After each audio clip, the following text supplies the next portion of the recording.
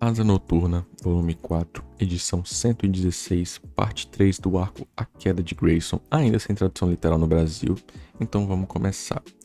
Esse arco aqui, ele retrata basicamente a queda de Grayson em sua literalidade. O vilão Heartless, ele se declarou, né, se revelou como sendo Dick Grayson e agora todos odeiam ele, a polícia, a população, e ele só tem os seus aliados para poder contar com, né? Todos sabem que não é verdade.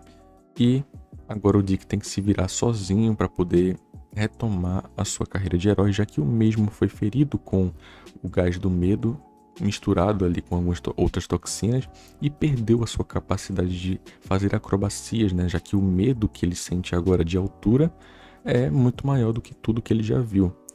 Então aqui a gente já começa com a comissária de polícia dando uma declaração e passando aqui os eventos do Heartless e algumas coisas do Dick, né?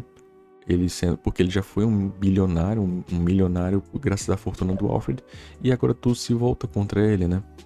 Aqui todos os eventos dele, enfim. Aqui aparece o Dick já todo ferrado no hospital porque a polícia pegou pesado com ele graças à reação que ele teve ao ser capturado, né? Ele tomou um tiro no ombro e foi espancado, mas enfim. Ele sabe que a culpa não é da polícia, que só estava fazendo o trabalho deles, enfim. E obviamente, como ele é o Dick Grayson, né, ele acaba quebrando as algemas e fugindo. E a gente corta pra Bárbara Gordon explicando pros aliados que estão ali, tanto a Bat-Família quanto os Titãs e o Superman e o John Kent, que estão preocupados com ele, já que o Dick, né, é um dos heróis mais respeitados do universo DC e todos se preocupam com ele, incluindo todos aí querem arrombar o hospital, inclusive o Superman. O Superman quer arrombar o hospital para poder tirar o Dick dali, já que todos sabem que ele é inocente, né? Mas a Bárbara fala que eles precisam esperar até uma ordem dela ou do Batman, já que a situação pode piorar ainda mais, já que a reputação do Dick não é das melhores. Então a porta começa a tocar e é o próprio Dick ali, né? Ele chega todo ferrado, todo cansado.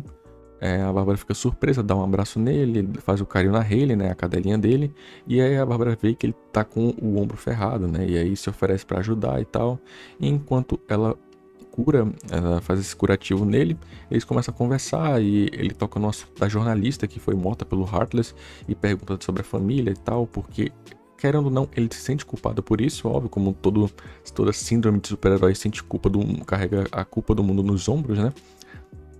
E a Bárbara revela que para todos os seus aliados está tudo bem se revelar a identidade, porque eles não veem outra saída, né? A não ser o Dick revelar que é o Asa Noturna, mas ele prefere não fazer. Incluindo a Bárbara diz que o Tim, o Damian, a Stephanie, a Cass, até o Jason tá tudo bem para eles revelar a identidade, se for para ajudar o Dick Grayson, que mostra ainda mais o respeito que o Dick tem, né? Perante a todos esses vigilantes e heróis do universo DC, enfim.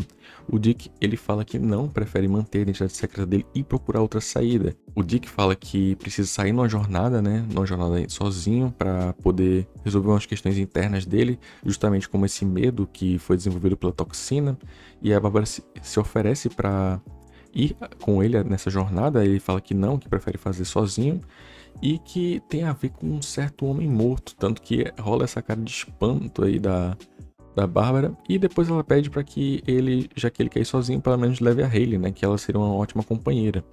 E aí mostra que o cara que o Dick tá se referindo, que é um homem morto, na verdade é o homem morto mais famoso da DC, o Deadman, o Boston Brand. Mostra um flashback dos dois, que os dois têm uma história, e como o Deadman ajudou o Dick Grayson a superar os seus medos quando era criança, né, a cair, se levantar e não ter medo de fazer acrobacias livremente. E depois a cena corta para o Dick saindo de Bloodhaven e os noticiários passando atrás dele, aquela coisa, né, o Dick é o Heartless e ele deveria ser culpado, julgado e etc. E agora tá foragido, enfim. O Dick leva a Hayley numa bolsinha e embarca com ela num navio e acaba fugindo, né? E aí ele passa por vários lugares, incluindo Portugal, passa pelo trem em Portugal, depois vai para Istambul, até chegar nas montanhas do Himalaia, onde ele caminha, né, peregrina com a Hayley por muito tempo e passa por muitas situações, né?